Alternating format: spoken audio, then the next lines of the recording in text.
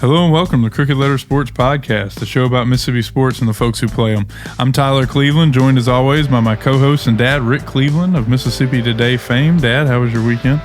Well, pretty good. I only gained 3.5 pounds in New Orleans. And for 3 days in New Orleans, that ain't bad. No. Of course, you were walking like 4 miles a day at least, so.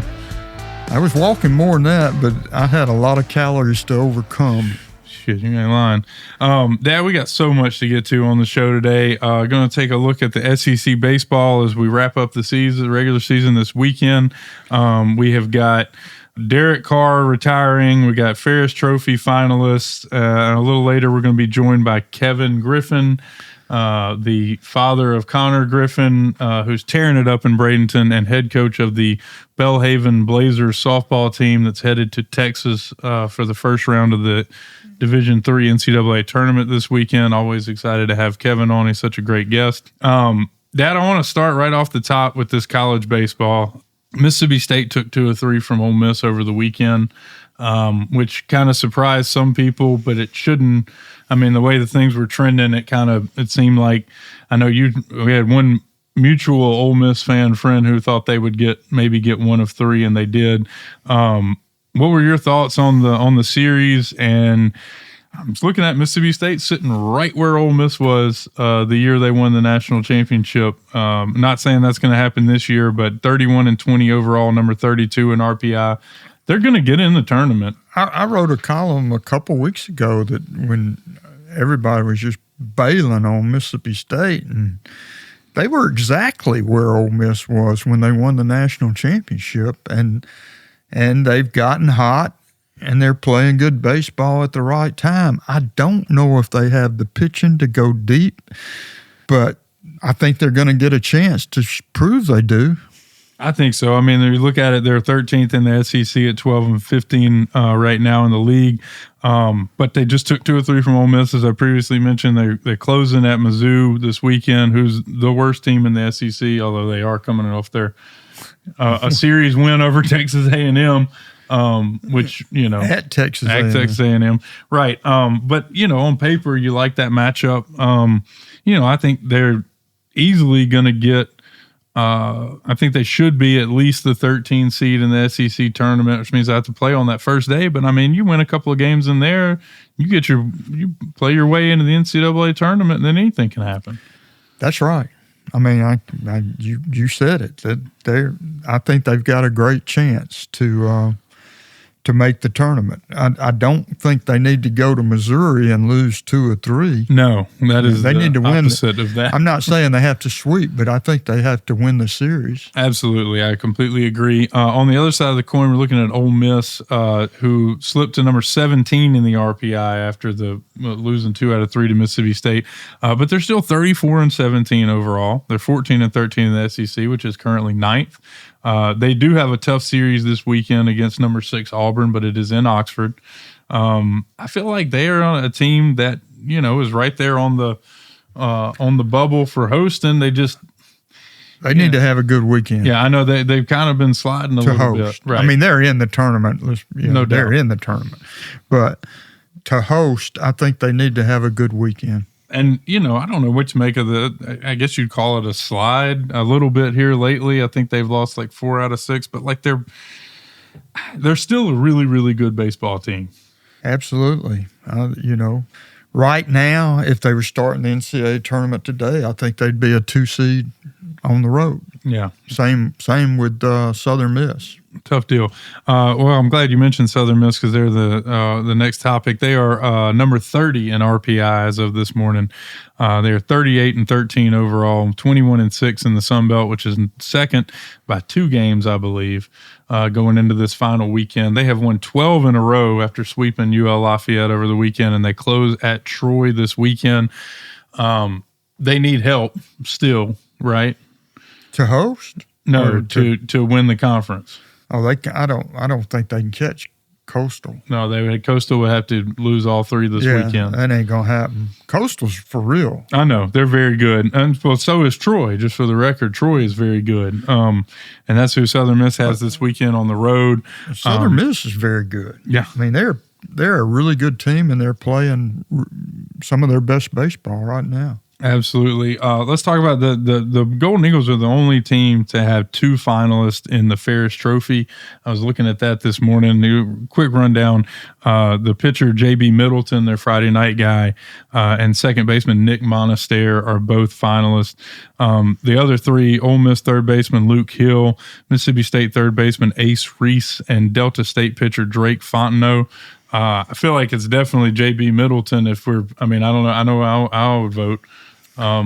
You don't, this is the one of the Mississippi Sports Hall of Fame awards where the media does not have a say. Right. This is professional scouts and the college coaches who choose. People ask me, do I think with Southern having 2 candidates and the others just having 1, does that split the vote? And really, it shouldn't, because it's scouts that have the biggest percentage of votes, the professional scouts.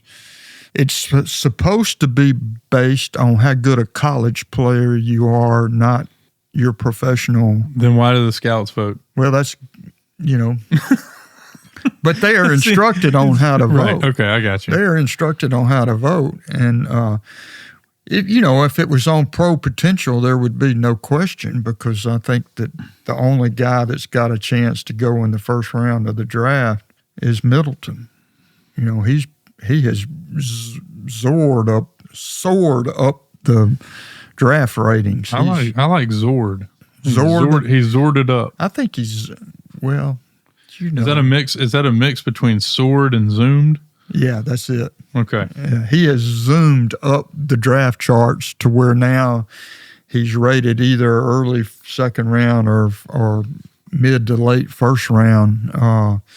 His strikeout over walks ratio is stunningly good. Well, he's been the bright spot for them. And I know that they've kind of settled around a 3-man rotation for the weekend. I know the bullpen has kind of been up and down. I think he's just been so instrumental for them because of what he can do on Friday nights and keeps everybody fresh and everything. So I don't know. I just feel like Southern Miss is definitely not. They're not going to get into that.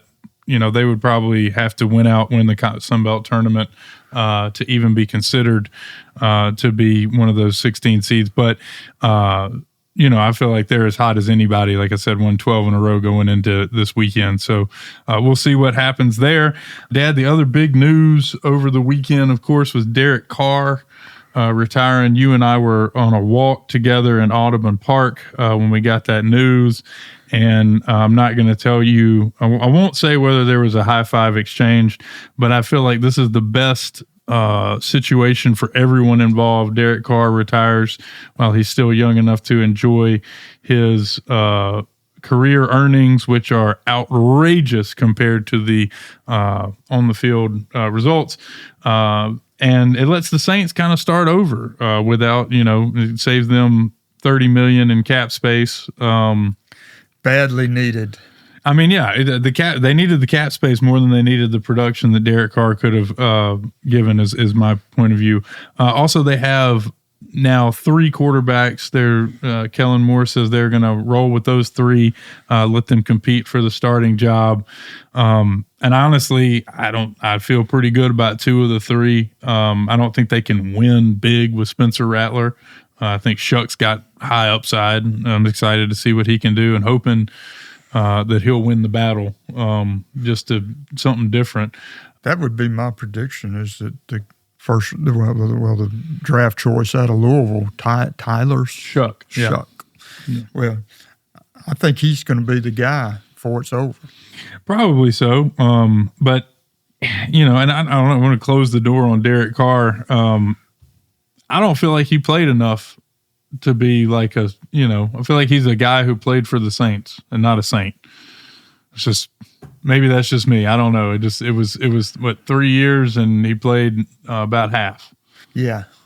When he was right and had all the good people around him before injuries just totally decimated the team, he was pretty good. He's like 99% of all quarterbacks, he's pretty good with a clean pocket and good receivers. Well, it's when they start shooting bullets at him that he had trouble. And unfortunately, they were shooting a lot of bullets. yeah, well, he wasn't dodging them either. It is what it is. I feel like I do feel like the franchise is in better shape now than they were at this time last week. Yes, I agree. They're not as good on paper for sure, but the franchise, the financial situation much better. Dad, excited about our guest today, having Kevin back in the studio with us. The last time we had him in here, Konnor had been drafted, but hadn't really played much. Yeah. So, well, here's what I found out since we've had him is that he actually has done radio. I knew he was a great guest when we've had him before, but he was doing professional baseball on the radio before he became a college softball coach. So he's a pro at this. good. Then we got one more thing to talk with him about.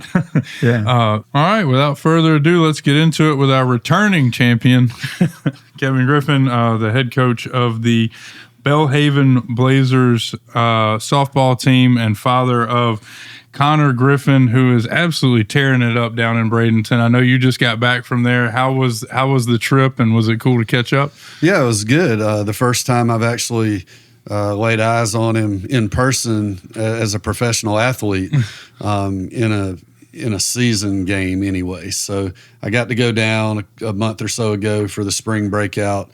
That's all the prospects in each organization. They play against each other, and that was in Clearwater. So this is actually the first time that I was able to get down there and watch him during his single-A season. As usual, Kevin, he showed out. Tell us what he did while you were there. He had a good week. He had a home run. I think he had 8 hits the week that I was there.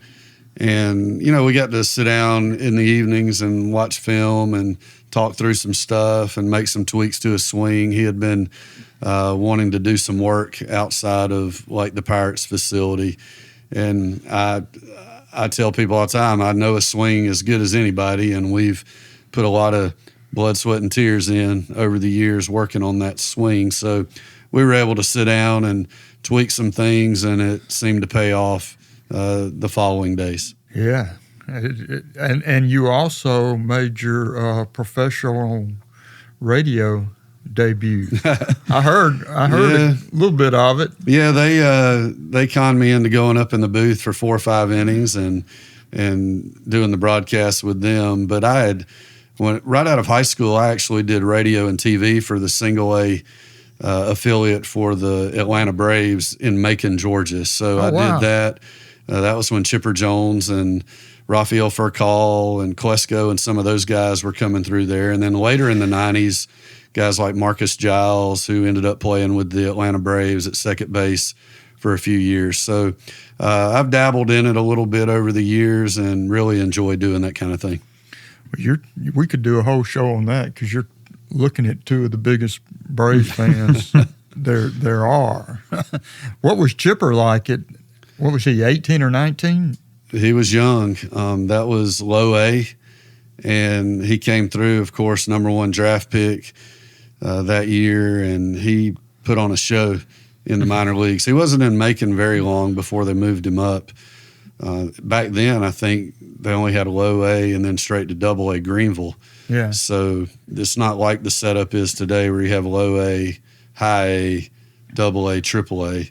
It's a long road for these guys in the minor leagues right now, and you got to really perform to move up through the system. Well, let's talk about that because it seems like Konnor is certainly performing. I was looking at his numbers as of this morning, 130 plate appearances, hitting .282, 341 on base, 504 slugging, 6 homers, a triple, 6 doubles, and 13 stolen bases. I mean, they drafted him to be a kind of a 5-tool guy, and that's kind of what he's given them so far.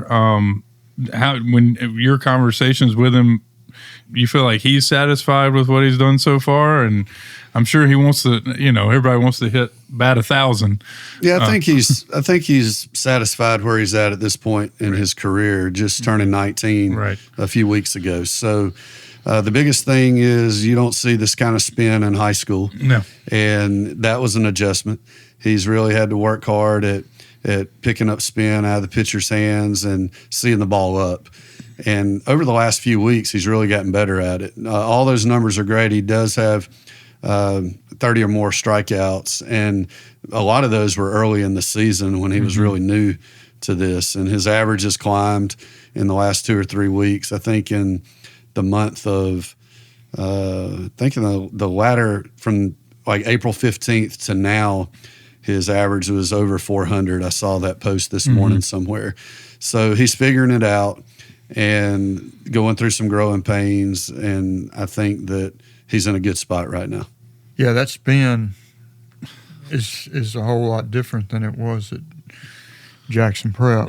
I mean, the velo is one thing. I mean, he saw some 90, 92 mile an hour arms in high school, went to Taiwan with Team USA and saw some really high velo, but the spin was different in Taiwan than it is here in America. It was spin, but most of it was splitters at the international level. So here, you don't see a lot of splitters. You see a lot of hard fastballs that sink, and then you got to mix in the changeup and the sweeping sliders that people are throwing now as well. I'm sure they threw them 30 years ago, but you know how people are. They want to call things different things in different eras, but it's probably not any different than 30 years ago, but they just call it something different. The spin is a whole lot different than it was. The spin rates are higher, I think, without question. And I don't know what causes that, honestly. I don't know if it's higher seams on the baseball. I don't know if it's just more technology where people can focus on it and work on it more. But you had some really good pitchers back, even before I watched baseball, back when you probably first started watching it. Guys like Nolan Ryan and Dwight Gooden and Sandy Koufax, all those guys could spin it. Yeah. So there was really good pitching back then, just like it is now.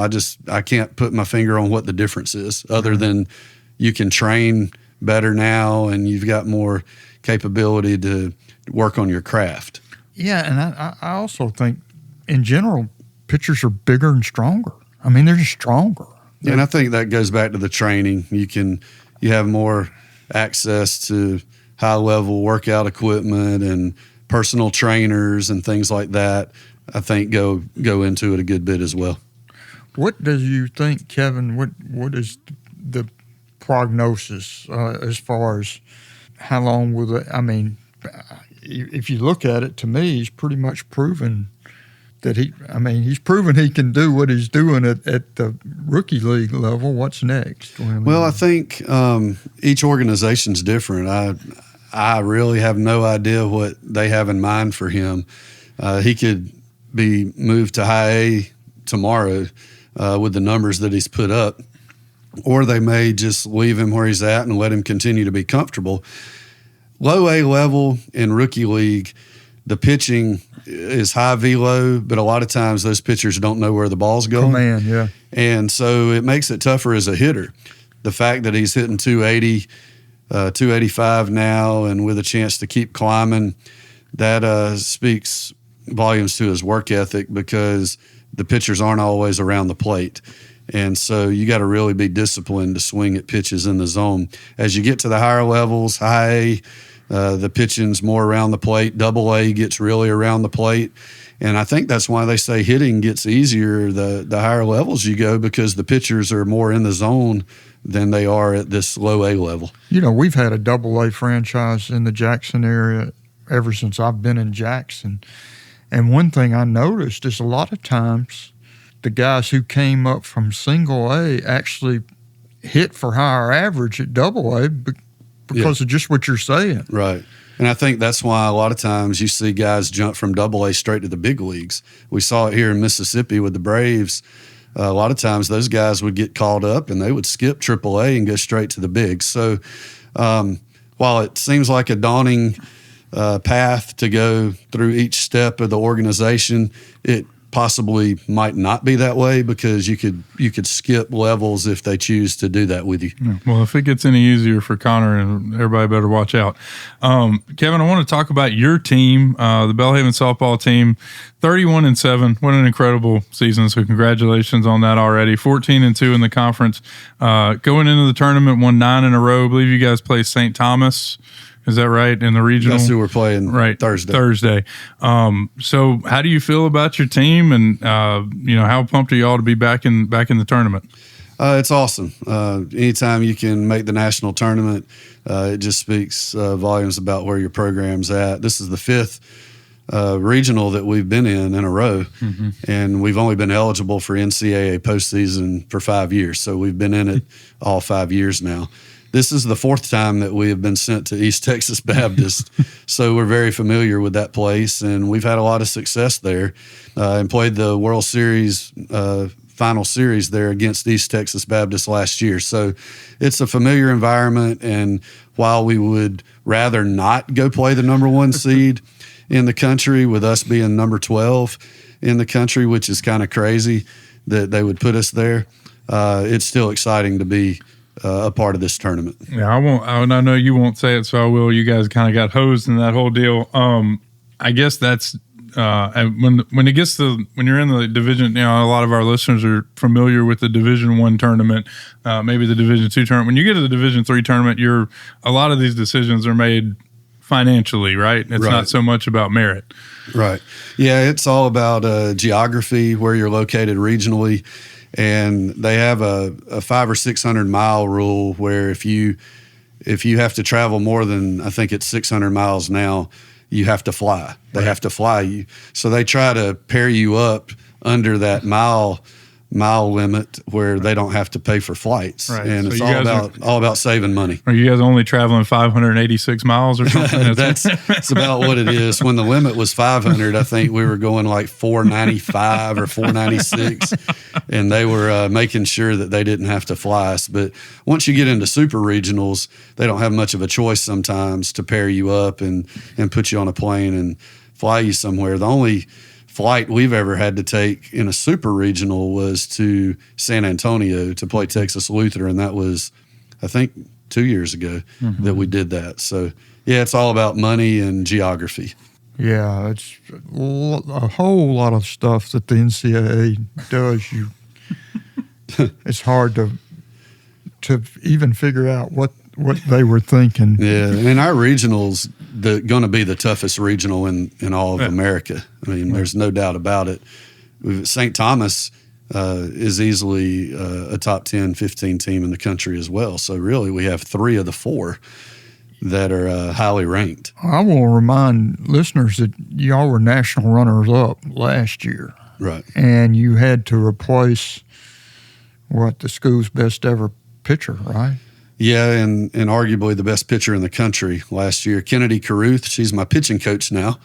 So she must be doing a good job. She's doing a good job. We've got a young pitching staff, and they went through their problems early in the year. We were averaging about 9 runs a game and getting beat in the first week or 2 of the season. So 4 of our 7 losses came in the first 2 weeks of the year. And so she's really done a good job of working with the pitchers. They respect her because of everything she did as a player. And, they've turned the corner and flipped the switch. And now we're not scoring as many runs, but our pitchers are not giving up as many. One more question. What would you have to do to host one of these regionals? I mean, what we did, honestly, we've got the facility. We built a $3 million facility before last season. We've got one of the top 2 softball facilities in the country in Division III.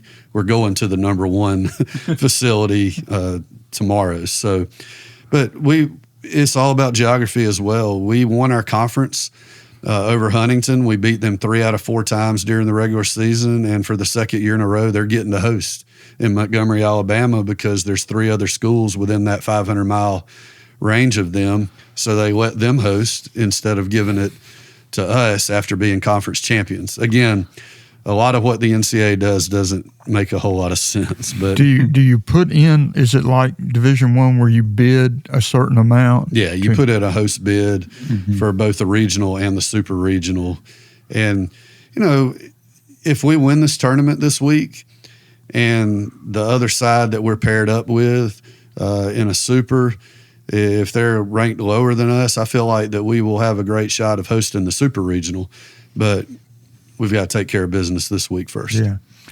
Well, good luck to you, Kevin. We're all rooting for you. Well, I appreciate it. I have one more Konnor question, and that is, as a dad, I mean, I know the ballpark, what's happening on the field and everything, it's pretty evident he's adjusting well. How about a 19-year-old kid being away from home, living on his own? How's that going? Yeah, it's going good. The Pirates have been great of accommodating him and making sure that he is comfortable. And when he first got to spring training this year, even the big league guys that he was playing with, he got to play in that big league spring training. Guys like Paul Skeens, Henry Davis, who is one of the catchers in the organization, Andrew McCutcheon, who everybody knows. Guy like Adam Frazier, who played at Mississippi State, that's a veteran, really took time out of their spring training to pull Konnor aside and talk to him and make sure that he was good and let him know what he needs to do as far as his routine and how to approach, facing a pitcher for the first time, scouting reports, pregame workouts, and how to get ready for a game. They didn't have to do that. I mean, those guys could have big leagued him and done their own thing, but they didn't. And so that helped him out quite a bit. But as far as like being on his own, he was in Taiwan having to fend for himself. Even though I was there for 2 weeks, they didn't let parents have much contact with the players. So he had to really learn how to use Uber Eats and all the different food delivery services. And that's the biggest thing, is taking care of your body. Okay. And he's really done a good job of eating right and staying hydrated and that sort of thing. Great. Well, good luck to you this week, and we will be following both Belhaven and Konnor Griffin. Yep. Thank you. I appreciate you. And as always, it's fun to come in here, and y'all do a great job. So I appreciate you having me. Awesome. All right, buddy. Appreciate you, Kevin. Thanks again to Kevin for joining us. Always so good to have him on. Dad, what you most excited about this weekend? Well, the PGA golf tournament, for one thing. The PGA Golf Championship. I'm anxious to watch that. I'm anxious to follow all the college baseball. Mm-hmm. Who do you like in the golf tournament? Well, who really plays that course well is Rory McIlroy.